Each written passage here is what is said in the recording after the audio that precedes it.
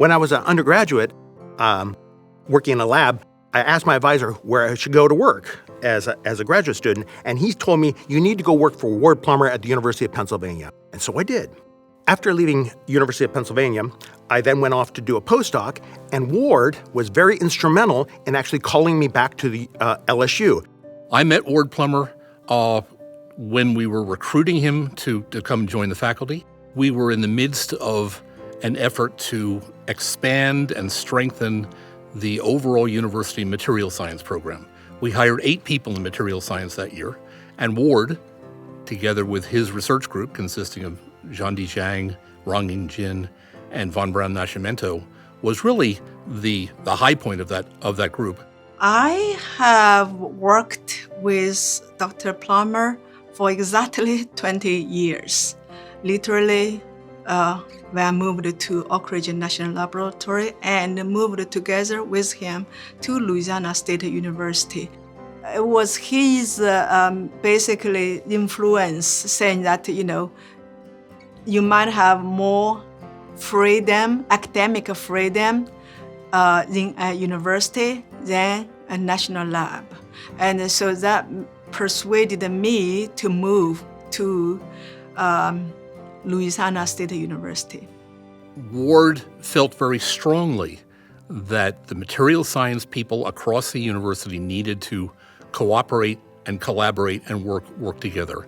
The material science program had a large number of faculty in science and in engineering, but typically the mode of operation was for individual researchers to work in their individual labs and their individual offices. Ward really pushed that group to work together, to coordinate its efforts, to think big. I believe working in Ward's group, one of the greatest assets that I learned was understanding how you work interactively with each other, questioning each other, not in an antagonistic way, but rather in the solidarity of trying to build each other up. And Ward fostered this atmosphere that we should all grow together. Every day when you wake up, about 6:30 or 7 a.m., if you check your email, you receive an email from him. Others say, okay, we have this thing we feel like to discuss, or he has some plan today, he will not come to the office, and such. He's just so kind by telling you, what is going on his side. He was very insistent on putting a priority on promoting young faculty, promoting students, and nominating them for awards, university awards, national awards. He was always very focused on graduate education and, again, forging new minds for the future. He's a person who was born for science. He worked completely selflessly towards the birth of new science. As department chair, I thought working with Ward was just great. His research was first rate. His national prominence was exceptional. Ward always liked to picture himself not as himself, but part of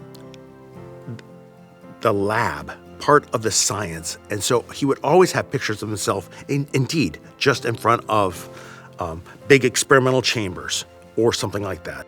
He just loved knowing how to probe, how to understand materials.